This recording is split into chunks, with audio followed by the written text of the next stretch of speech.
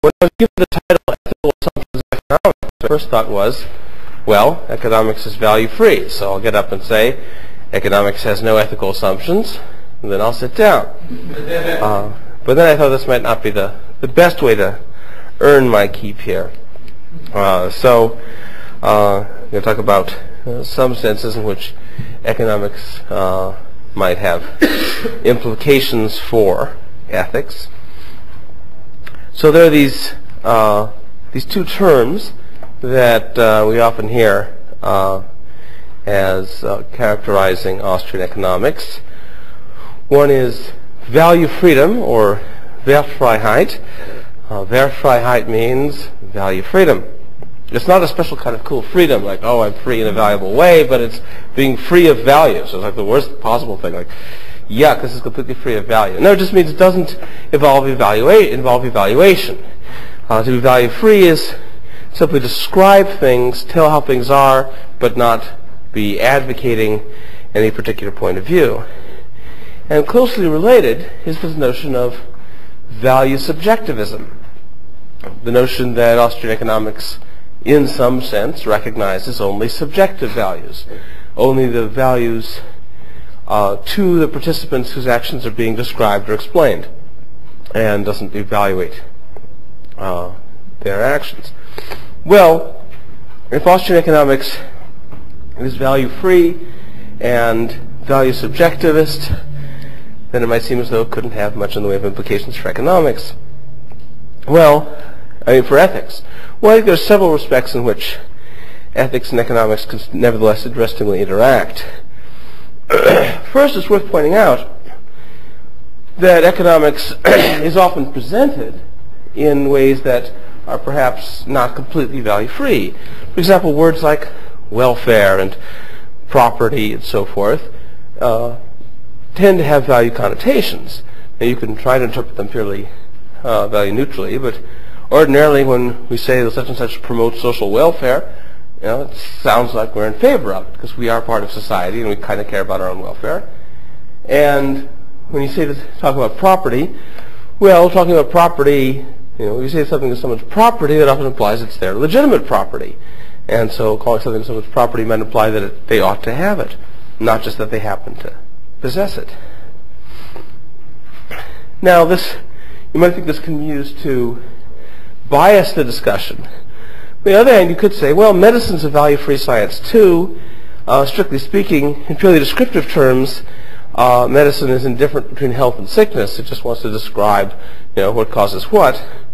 But since, as a matter of fact, practitioners of medicine are practicing it in order to promote health, naturally they're going to describe it in such a way that they'll say things like, well, this is really good and that's really bad, where it's sort of understood that all the participants in the discussion agree that they're trying to promote health rather than promoting sickness. Well, there's perhaps a deeper worry that's raised by the Greek philosopher Socrates in a couple of Socratic dialogues that are attributed to Plato, but it's not clear whether they're really by Plato or not. The Hipparchus and the Eryxias, where he explores the meanings of certain economic concepts like wealth and profit. Excuse me.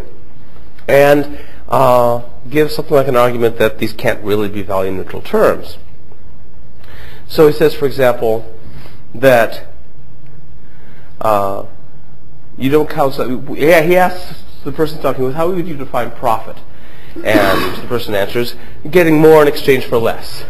You put in a smaller amount and you get back greater return than you put in. That's profit. Now, this doesn't really distinguish between profit and interest and risk premium and all that, but never mind. And Socrates says, well,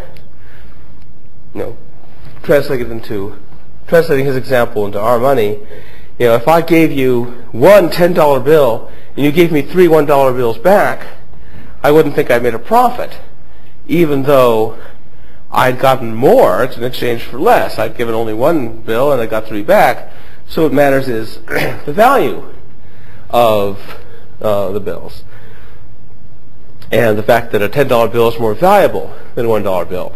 So you can't just describe it in terms of merely empirical mass quantities or something like that.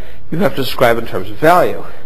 And so therefore, you don't really profit unless you're getting something of greater value. And of course, Socrates wants to spin this into ultimately a moral argument that you don't really benefit from what you get unless what you get really is of greater real value. So if I get a lot of money by cheating you, then since cheating you is a great harm to my soul and is not outweighed by the benefit of the money I get, I haven't really profited. Now, of course, it's clear enough what someone like Mises would say to this. He'd say, well, it's certainly true that you can't define profit in terms of just getting more physical things in exchange for fewer physical things. But you don't have to interpret it in terms of objective value. You can interpret it in terms of subjective value. You get a profit not if you get things that are genuinely objectively better in return, but if you get things you value more instead of what you value less. Now, part of the reason Socrates and Mises disagree here is that Socrates thinks that valuing something more involves judging that it's better. And these judgments can be true or false. And what you really want is not to get what you think is better. What you really want is to get whatever is better. And that whole way of thinking is something that Mises opposes. So they're not really going to see eye to eye here. Well, let's talk about this notion of value subjectivism. When Austrian economics is supposed to endorse a subjective sense of value. And then there's a question, well, does this mean that Austrian economics is committed to rejecting any kind of objective morality? Well, we can distinguish between two kinds of value subjectivism. You can have explanatory value subjectivism, which simply means that in explaining someone's actions, you appeal to their evaluations, not yours. Just as in explaining someone's actions, you appeal to their beliefs and not yours. If you see someone walking out on a bridge and you know the bridge is unsafe and is likely to collapse, but they don't know that, then interpreting why they're doing what they're doing, you shouldn't attribute to them your belief that the bridge is unsafe. If they don't have that belief, if you try and explain their action by appealing to your belief that the bridge is unsafe, your explanation isn't going to be any good. So likewise, if you're explaining their actions, you also have to appeal to their values. Suppose that you hate vanilla ice cream, it makes you throw up, and you see someone going and trying to get some. Well, you wouldn't appeal to your value to explain what they're doing. What they're doing would make no sense if you assumed that they share your value. Instead, your values, your evaluation of their desire for ice cream doesn't make any difference to explaining. Whether they're right or wrong to like vanilla ice cream, nevertheless, the fact that they like it is what explains that they're going after it. So explanatory value subjectivism doesn't say anything one way or the other about whether there is such a thing as objective value. It just says that if you're going to explain people's actions, you explain it in terms of their desires, not yours. Normative value subjectivism, on the other hand, means that there are no objective values, that there is nothing to value over and above just whatever any person happens to want. There's no right or wrong way to want things. You can't be right or wrong about your ultimate desires. So these are two different things, and you can see that at least it's not obvious that value subjectivism entails normative. That it's not obvious that the explanatory value subjectivism entails normative value subjectivism. Now Mises seems to have thought it did, and I think his reason for thinking this is not just that he somehow confused two kinds of subjectivism. I think there's a deeper reason he thought this. But anyway, the fact that that Mises thinks that that these two go together, and that that both explanatory value subjectivism and normative value subjectivism are true, helps to explain why a lot of people interpret Austrian economics as being against any kind of objective value. Rothbard, on the other hand, accepted explanatory value subjectivism. I mean, he didn't use this term, explanatory versus normative, as far as I know, but he accepted explanatory value subjectivism. He thought that in explaining people's actions, you're trying to understand and describe economic behavior. You appeal to their beliefs and desires, not yours. But he thought that normative value subjectivism was false. He thought that there was, on the basis of philosophical arguments, the kinds of arguments he gives, for example, in his book, The Ethics of Liberty, where he tries to develop a libertarian theory of rights. He thought that you could give arguments to establish that certain values were objectively valid. But he thought that those arguments didn't make any difference to how you interpreted people's economic behavior. All right, so if economics is value-free in the sense that it doesn't presuppose any particular values, as Mises and Rothbard both seem to agree about economics, then you might wonder how economics can serve as a basis for advice. Economists are often called upon to give advice. How can they do that? Well, there's some different possibilities. Mises' view is that it's impossible to give advice about ultimate goals, except in terms of just saying, well, I like this goal, you should pursue that. But you can't really give any reasons, Mises thinks, for ultimate goals. But given a certain ultimate goal, you can give reasons for adopting certain means to it. And that economics is useful for that. Economics can tell us what sorts of actions tend to have what sorts of consequences. So if you happen to want to have or want to avoid certain consequences, then the economist can tell you, what things to do that are likely to get you the consequences you want and to avoid the consequences you don't want. And just as most people who are interested in medicine are interested in health rather than sickness, although not all, you might be in the field of medicine working on germ warfare or something, in which case you're interested in causing sickness. But most doctors, most of the time, are interested in curing disease, we hope. And so, if you go to a doctor for advice, the doctor can just, can just assume that what you want is what will promote health. And the doctor then will just give you that advice. But of course, the doctor can't tell you it's not part of medical expertise to tell you whether health is a good thing. Nowhere in medical school can you learn any reason for thinking health is a good thing. That's not a medical question. Mises would say it's not an answerable question at all. Others might say, well, yes, maybe it's an answerable question, but at any rate, it's not a medical question. Maybe it's a philosophical question or a theological question or something like that. Socrates used to say that the doctor can tell you what's likely to make you live or die, but the doctor can't tell you whether you'd be better off alive or dead. That goes outside of the doctor's area of expertise. It's the philosopher tells you whether your life is worth living or not. The unexamined life is not worth living. So if you're not examining your life, you're better off dead. That's what Dr. Socrates would say.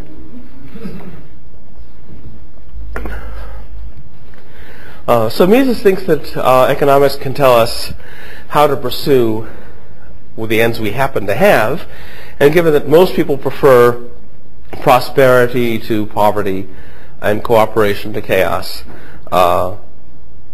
Mises thought that there's some general all-purpose advice economists can give. Rothbard went further.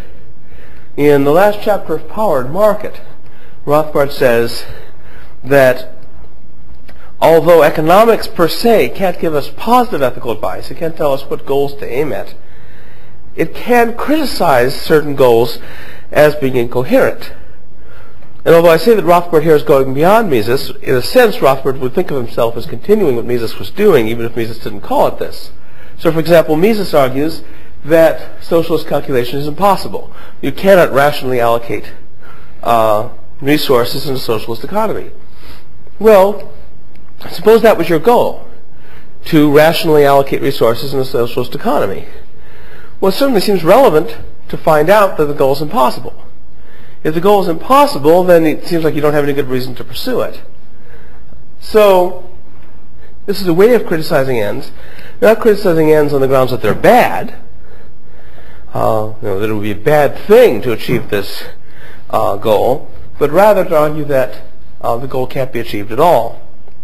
So in the last chapter of Power and Market, Rothbard runs through what he calls the various positions of anti-market ethics and tries to refute various positions on the grounds that they posit goals that are somehow economically impossible or logically incoherent, or in one way or another can be shown not to be possible.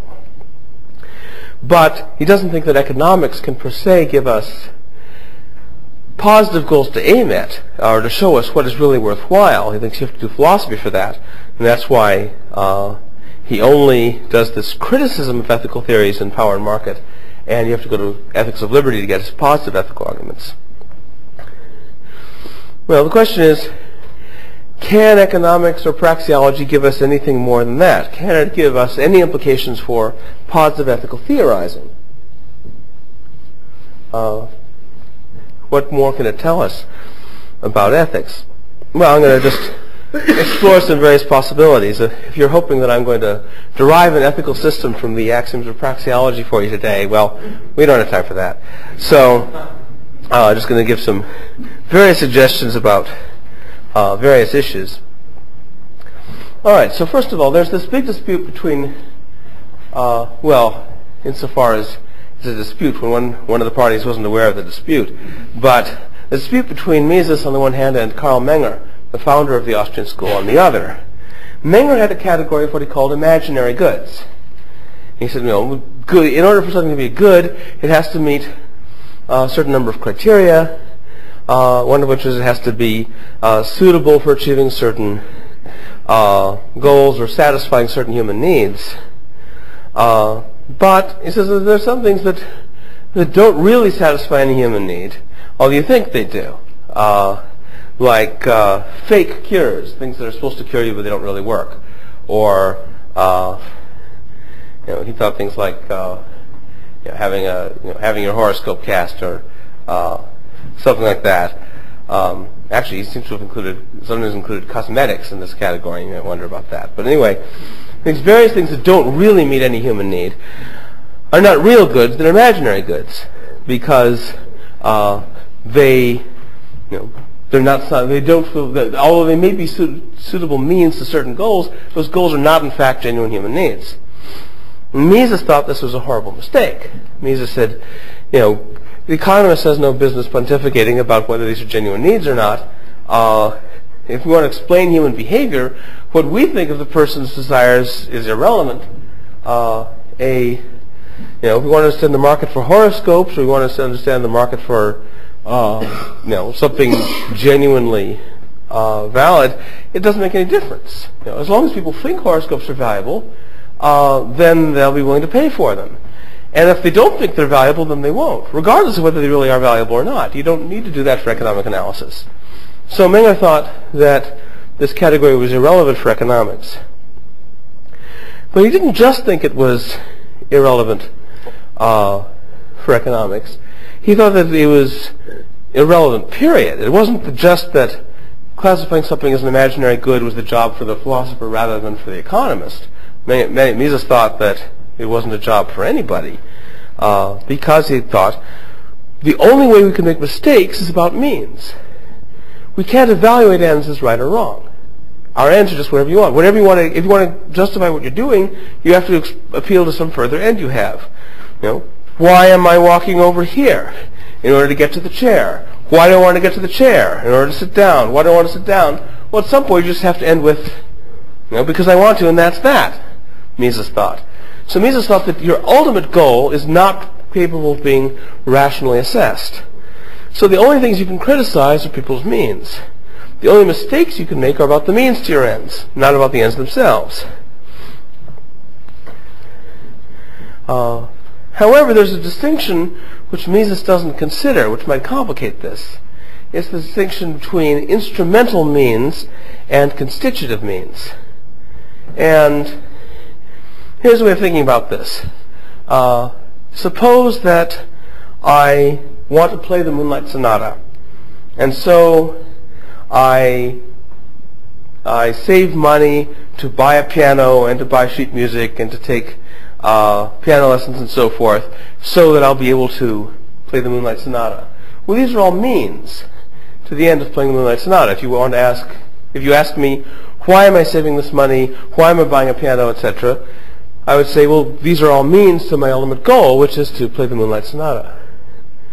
But now suppose you come upon me in the middle of playing the Moonlight Sonata, and I'm hitting a particular note. And you ask me, why are you hitting that particular note? Is it just that you find that note valuable in and of itself? And I would say, no.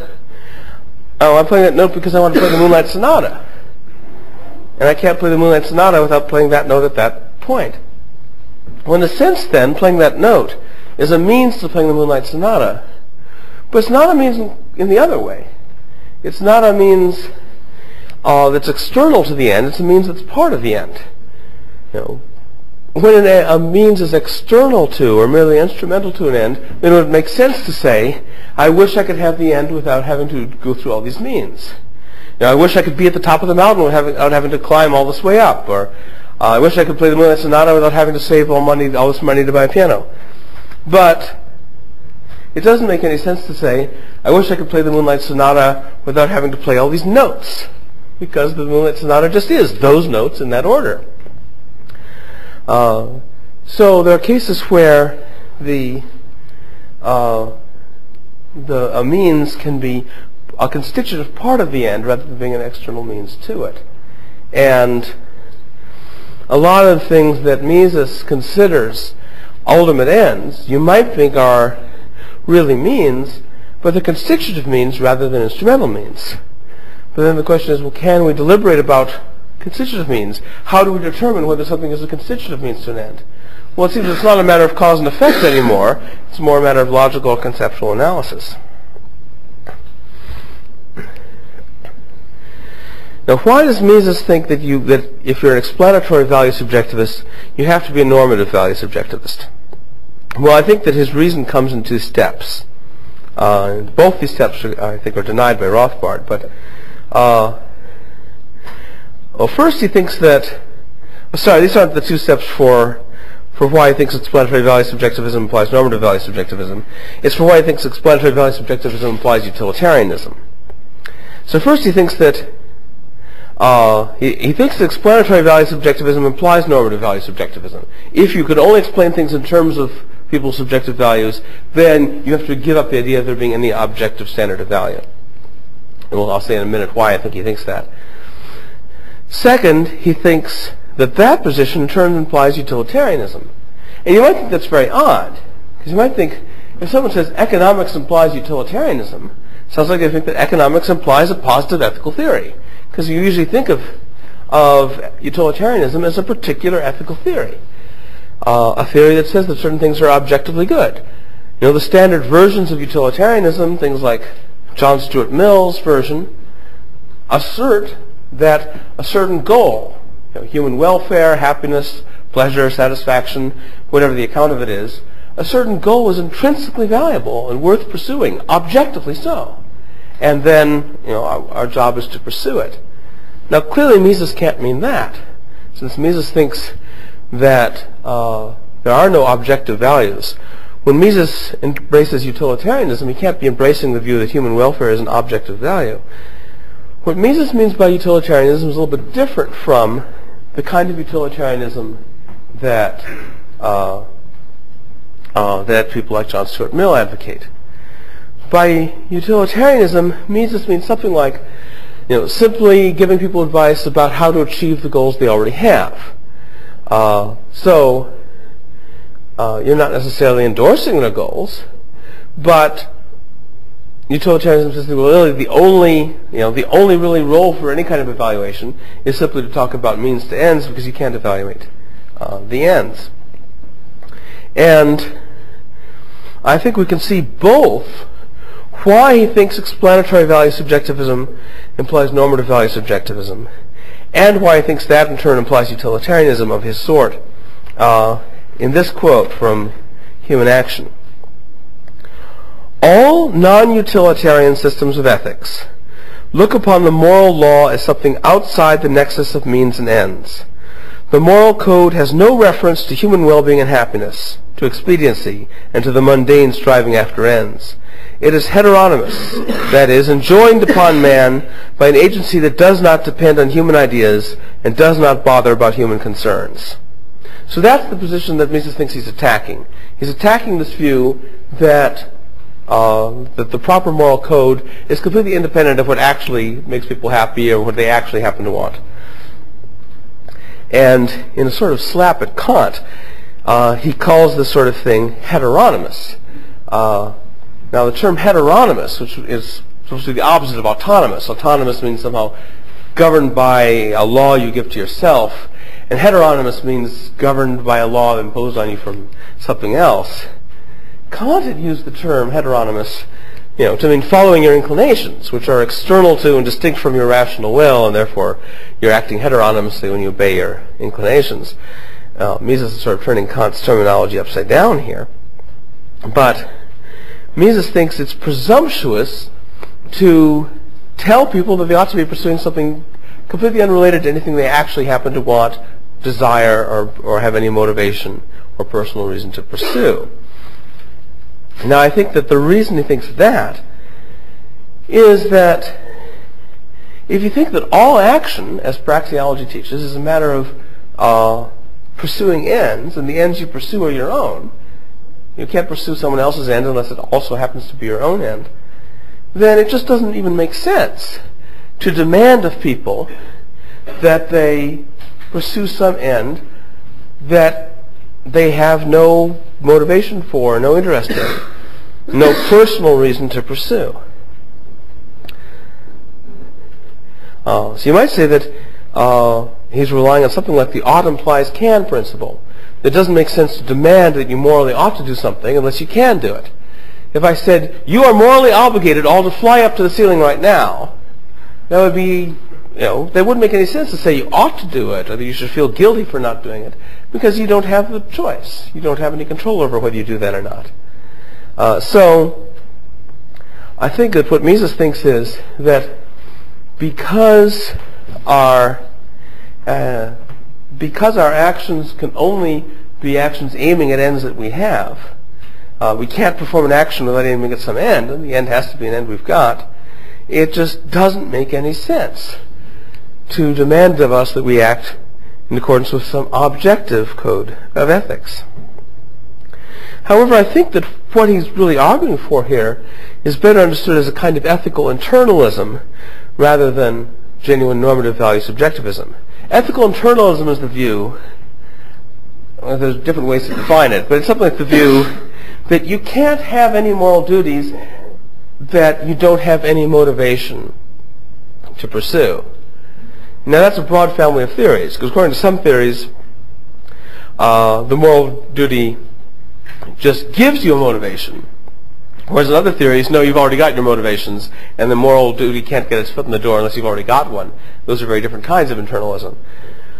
But still, the internalists all agree that there are no moral duties without some corresponding motivation on your part. And I think that Mises is really arguing for that.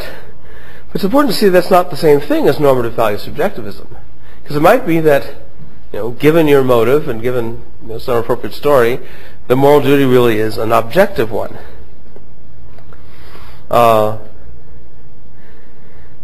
And likewise, the reason he thinks that this has to be purely utilitarian, that there can't be any actions that are right or wrong in themselves, but only as part of promoting some further goal, is that he thinks that all action has to have a means and structure. But again, you can have a means that is constitutive rather than instrumental. If I'm playing this particular note because I want to play the Moonlight Sonata, then that note is a means to playing the entire sonata, but it's not an external one. So likewise, people who say that a certain action is morally right in and of itself might mean that it's not an external or instrumental means to some further goal, which is part of, say, the good life. Now, something like Mises' view was recently defended by Leland Yeager in a book called Ethics as Social Science, where he accepts Mises' view that ultimate goals cannot be rationally assessed. And so he says, therefore, ultimate goals are rationally arbitrary, but the means to those goals aren't.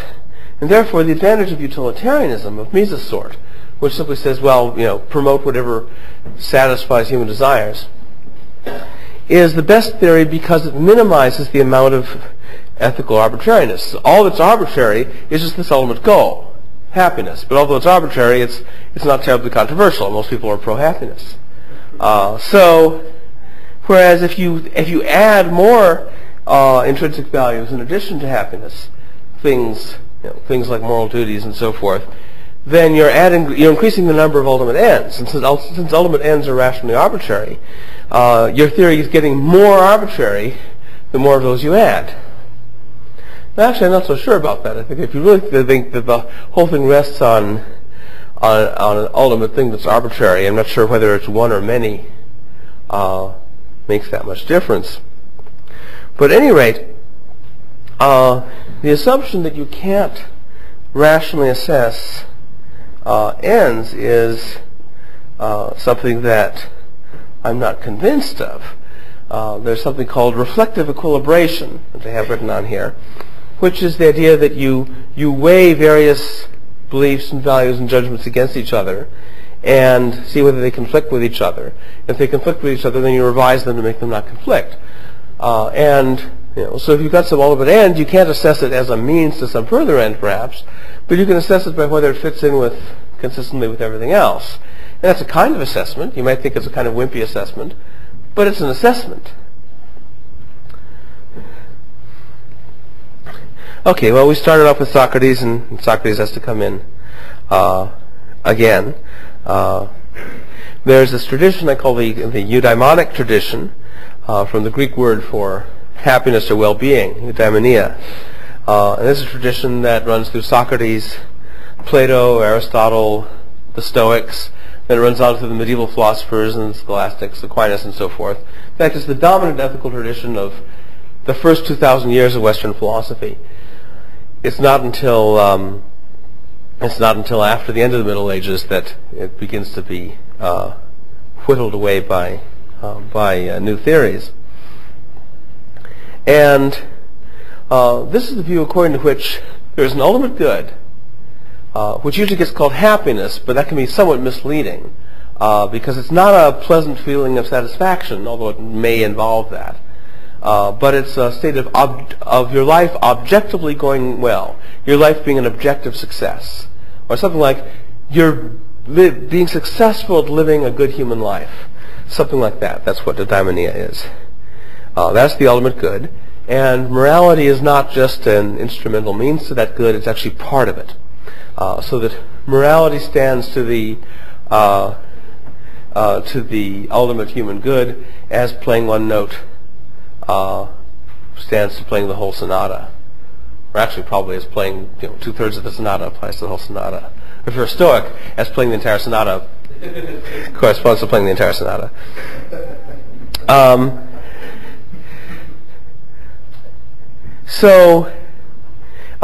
And there are some interesting connections between this tradition and Austrian economics, simply because Austrian economics, in a way, indirectly grows out of this tradition. The earliest forerunners of Austrian economics are the late scholastics, who developed a subjective theory of value in the explanatory sense of subjective, and they developed many of the early theories, early parts of what would later go on, running through the French school to finally the Austrian school. And if you look at Rothbard's History of Economic Thought, there's a long section on how cool the scholastics were. So from the fact that the scholastics are forerunners of Austrian economics, and the scholastics are coming at the tail end of this tradition that runs back to Socrates and Aristotle and so forth, I think it's not that surprising that there's some commonalities. For this tradition, means-end analysis is central. We evaluate things in terms of there being means to ends, but each person has an ultimate end, and this ultimate end, isn't just feeling satisfied, or something like that. It's an objective state of human flourishing. And we can talk about wrong ends as well as wrong means, but those wrong ends are really misidentified constitutive means. In other words, if you wrongly value something as an end, what's really going on is that you are taking it to be a constitutive part of your ultimate good when it isn't.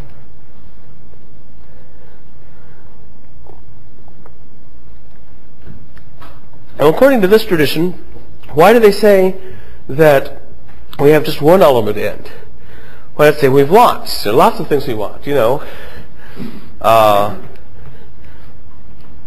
Ice cream, fame, not being killed. You know, we've got all these different things, but why suppose that they're all constituents of some big super end? Well, I think part of the reason they think this is what happens when you make trade-offs. You know, suppose that suppose there are two ultimate ends you have. So ice cream and fame. Those are two ultimate ends you have, and and they come in degrees. That's why I didn't put not getting killed there, because that's a matter of degree. So you'd want more ice cream, and you want more fame, and sometimes those go together, like winning an ice cream eating contest or something.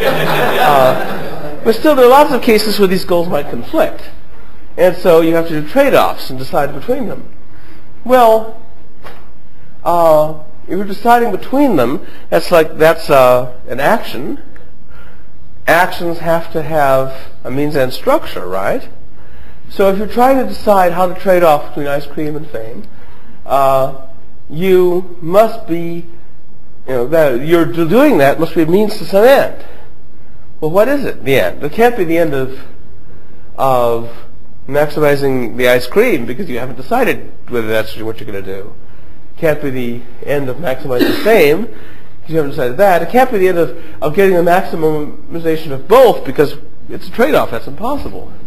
Instead, you're trying to maximize something of which these two are parts. Some general overall satisfaction. That's what you're trying to maximize.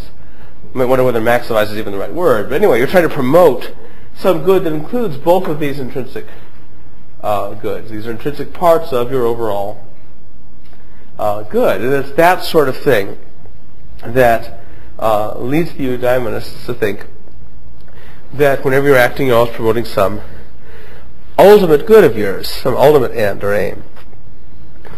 Now, why not just say that the ultimate aim you're pursuing is some psychological state, like pleasure? We know how John Stuart Mill would have now analyzed this. He'd say, well, you like ice cream because ice cream isn't really your final end. Ice cream promotes pleasure. And you like fame because that also gives you pleasure. So really it's pleasure that is the ultimate goal. And ice cream and fame are simply means to that. And then your trade-off is just to determine which one will cause you the most pleasure. Or as Mises talks about getting rid of uneasiness. And sometimes he seems to mean this in a purely formal sense, as simply getting something that satisfies you more instead of something that satisfies you less, getting something you prefer or something you disprefer, to use a Stoic term. Actually, to misuse it in this context. But sometimes Mises talks as though there's this feeling you get of uneasiness. And you think, which of the various things I can choose will make this feeling going away? Getting rid of that horrible feeling of uneasiness is the goal. Sometimes Mises sounds like that, sometimes he doesn't. But at any rate, you might say, why not take that view? Why not say that our ultimate goal is some psychological feeling like pleasure or decreasing felt uneasiness or something like that, and that everything else we do is a means to that? Well, here's the problem with that view.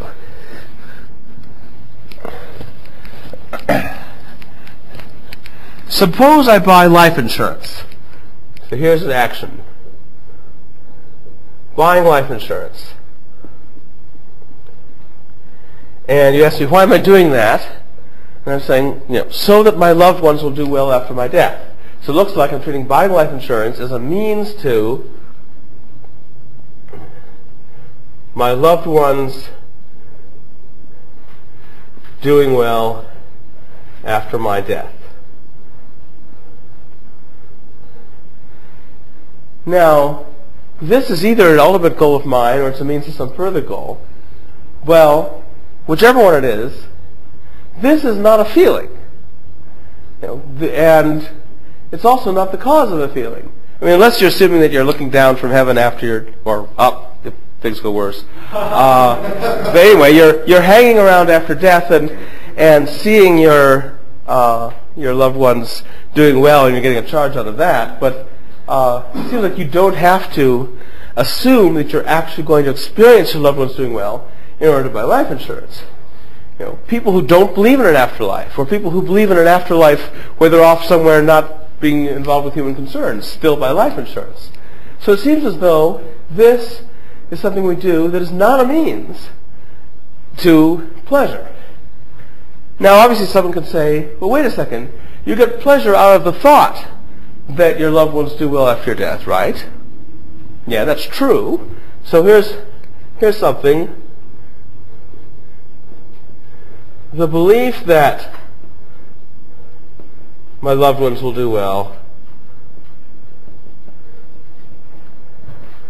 and that causes pleasure, and maybe that's part of my reason for buying life insurance. But is it really plausible to say it's really this rather than this? Because this is not a means to this. Your loved ones doing well in the future can't be a cause of your belief that they'll do well now, unless you believe in backward causation. So even if you believe that this is part of your goal, there's still this goal too, unless you think you don't really have this goal at all, you really just have this. But if that's really the case, if really the only reason you buy life insurance is you want to have this belief, suppose I offer you a magic pill that costs half the cost of life insurance. And this magic pill will make you believe that your loved ones will do well after you're dead. And so you can either have the life insurance for $100 or this pill for $50. If all you care about is the belief that your loved ones will do well, then you pick the pill over the life insurance. But from the fact that presumably, at least a lot of people would buy the life insurance rather than the pill, that suggests that they care about their loved ones actually doing well. And likewise, Aristotle thinks that this is naturally the way we think. He raises the question, can people's welfare be affected after they're dead?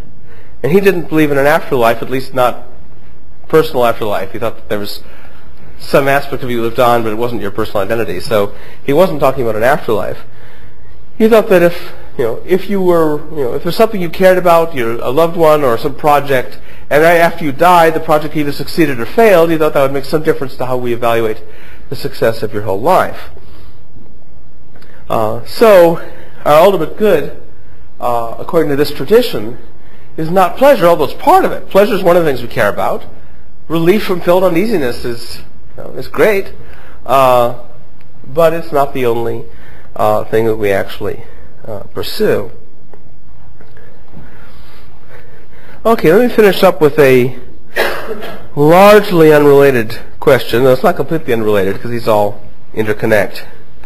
But the question about the relationship between rights and utility, and for the moment by utility, yeah. So why is the ultimate pleasure? No, this one is not a matter of ultimate pleasure. You don't care about this because it causes pleasure. Your loved one's doing well is either a means to or part of your ultimate good in some way that has nothing to do with pleasure. So it's your life being an objective success. Aristotle would say your life being an objective success includes the well-being of your friends. It's not that the well-being of your friends causes you some jollies, but it does, sure. But that's not all there is to it. In fact, he would say that the welfare of your friends causes you pleasure because it's part of your good, not vice versa. The pleasure is a byproduct of getting what you think is good rather than the opposite. Okay, the question of whether rights derive from utility. In other words, is the reason that we have rights that rights is a strategy that's most likely to promote either our personal self-interest or social welfare. You can take either an egoistic or a universalistic version of utilitarianism. Is that the ultimate foundation of rights? Versus the question, on the other hand, well, are rights completely independent of utility? There are those who think that rights are completely based on utility, that the only grounding for rights is that they somehow are strategies for promoting human welfare, either one's own or everybody's.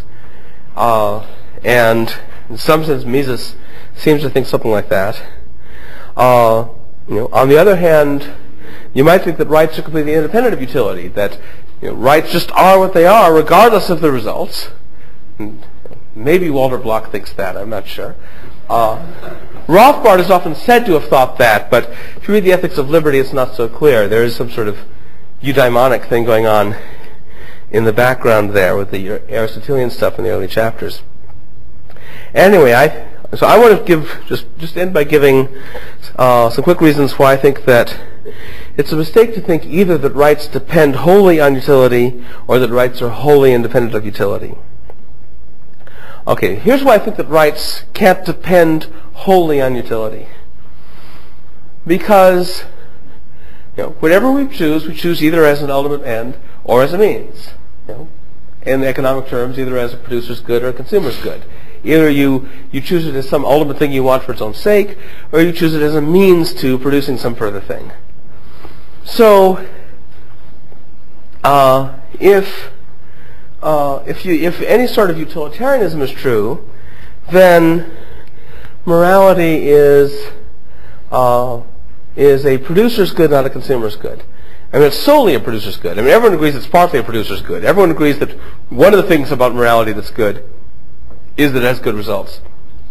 But if you're a utilitarian, you have to think that morality is not a constitutive means of the good. It's simply a purely instrumental means. Well, why is that problematic? Well, nearly all sophisticated utilitarians, and this definitely includes Mises, think that it's not a good strategy to promote human welfare to constantly be deciding everything on a case-by-case basis. Most sophisticated utilitarians are some kind of rule utilitarians or indirect utilitarians or something like that. They think that you have to commit yourself to some general set of principles or values. You can't just decide everything that comes up on a case-by-case basis. The best way to achieve long-term results of the kind you want is to commit yourself to acting in a principled fashion. And here's an example that John Hospers, a former Libertarian Party candidate for president, gives in one of his books.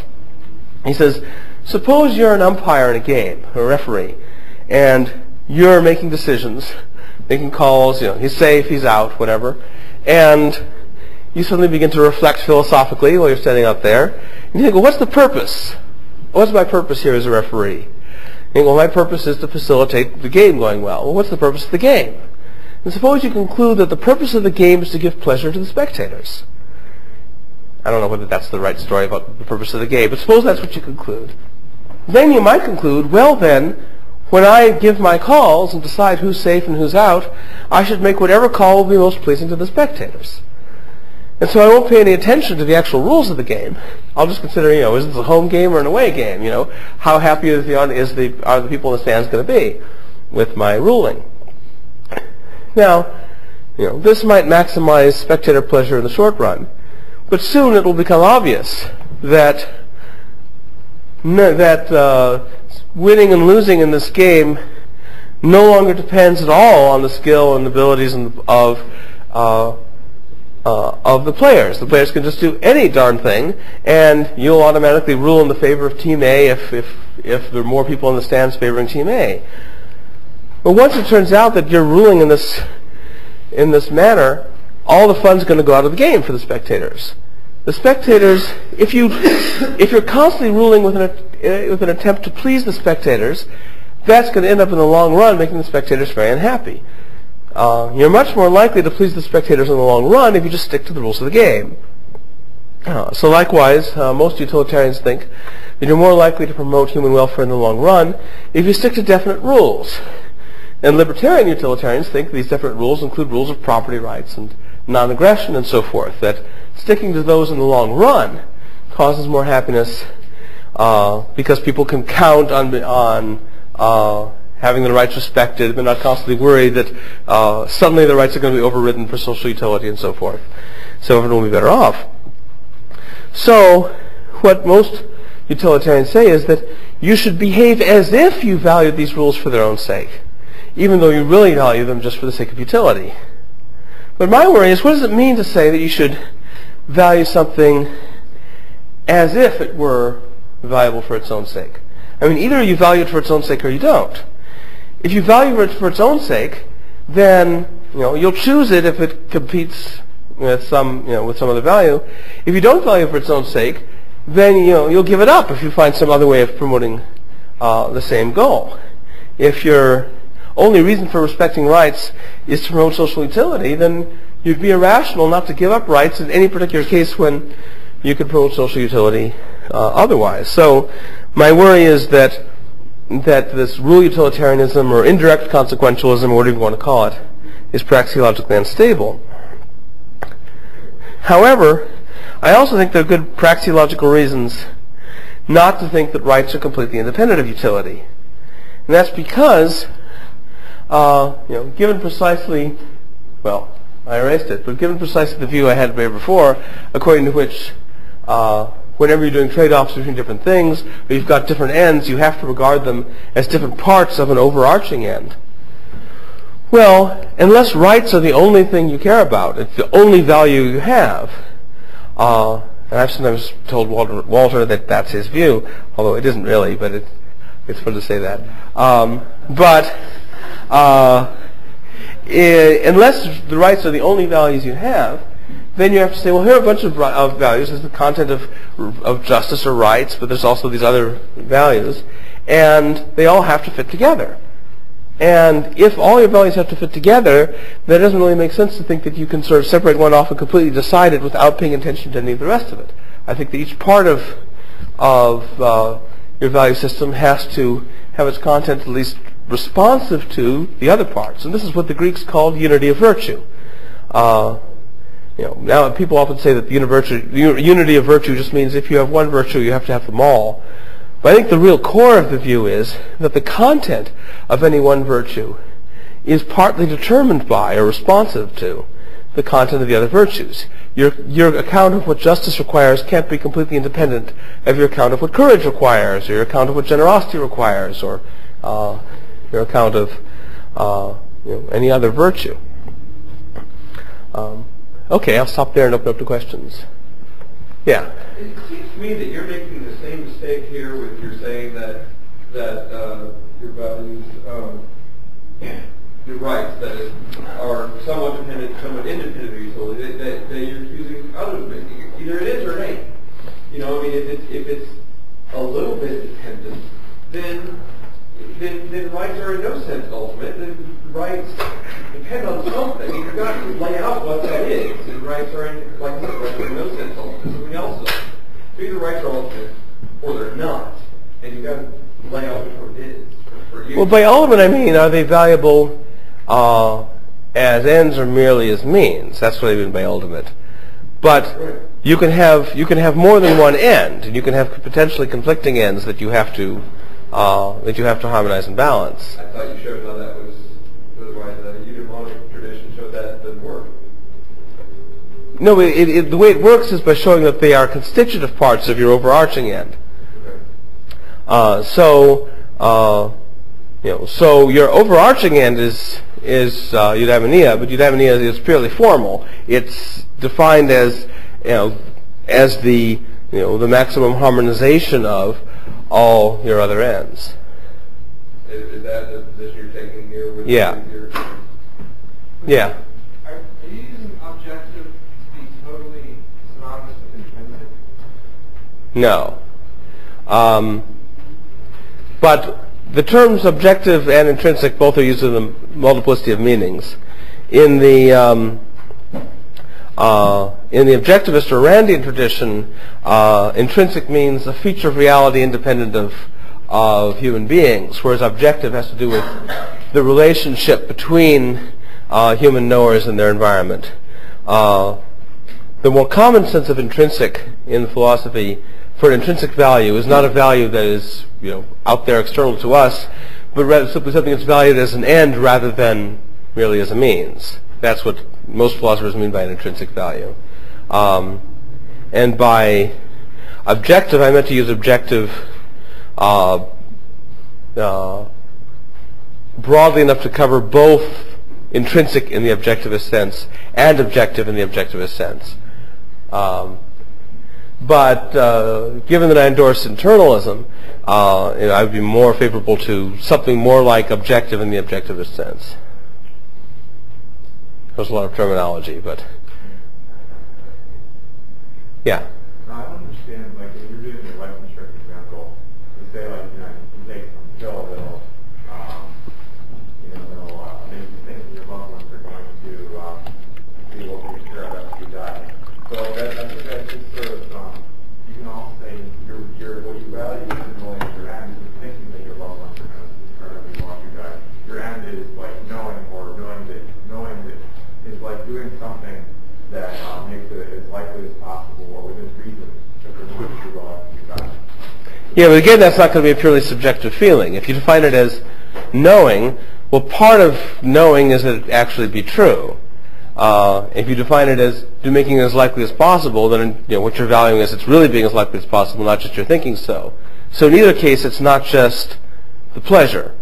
It's not a subjective feeling. Everything you're doing isn't just for a subjective feeling. Knowing isn't a subjective feeling because you don't count as knowing it unless it's true. Whereas you could have the same subjective feeling in either case.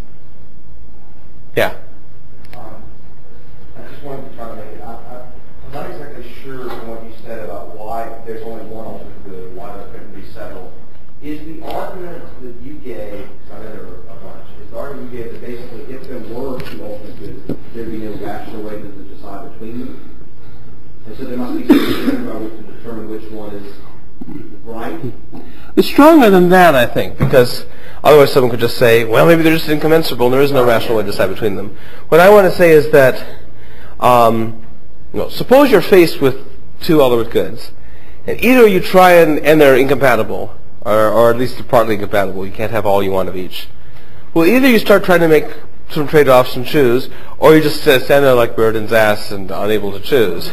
Well, if they really are your ends or values, you've got to do something. If you're not attempting to pursue them, then they're not really your ends.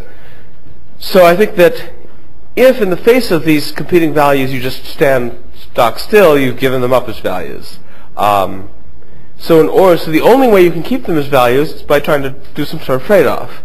And by doing that, you are thereby treating them as constitutive means of an overarching end. Right. A couple of analogies you gave once was the idea of there being two ends would be sort of like there being two in terms of logic. The idea being there'd be no way to decide between them because they were parts of the condition for deciding. I don't remember saying that, but it sounds cool. Yeah. Yeah. By acting, aren't you stating what your values are? Yeah. When you act, don't you state which one do you prefer, either the magic pill or the value? Yes. It sounded like you thought that was an objection. No. Oh. I mean, subjective is valuing, but once you act, you make the evaluation become objective. Well, I think it's a different sense. I mean, it's still subjective in the sense it's your own values. When you act, you're revealing what your values are. But I think they're still subjective in the Austrian sense. Once you act, it's already history. I think that's a different sense of subjective objective. I mean, those are slippery terms. They get used in a lot of different ways. But once I act, I make publicly accessible what my values are. And so you could say that in that sense they're objective because other people could find them out. But that's not the sense of objective that Austrians are talking about. When Austrians talk about subjective values, they don't mean unknowable values.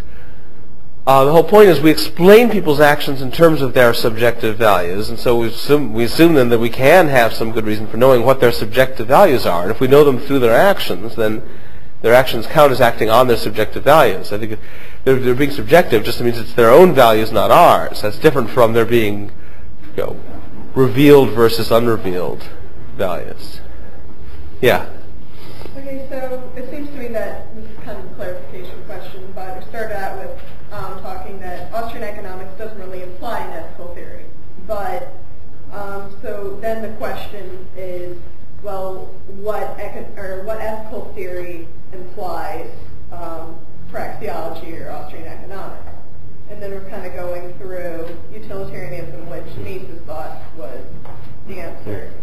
Well, no, I don't think it's that which ethical theory implies economics. It still is, what does economics imply for ethical theories? It doesn't necessarily mean you can derive a whole ethical theory just from economic considerations, but economics places constraints on what sorts of ethical theories make sense. Mises thought that his version of utilitarianism was the only ethical theory that made any sense given the constraints of economics. And I'm claiming that something more like Aristotelian eudaimonism is the only ethical theory that makes sense given the constraints of economics. But shouldn't an ethical theory precede an economic theory?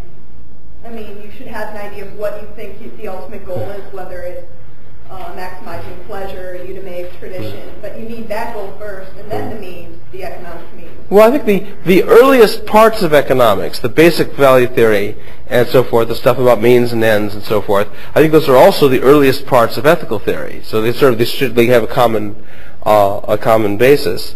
And then from then on, once you develop the economics, you go into stuff about interest rates and originary interest and something that isn't as much related to ethics. Then you go into rights and duties and so forth that isn't so much related to economics.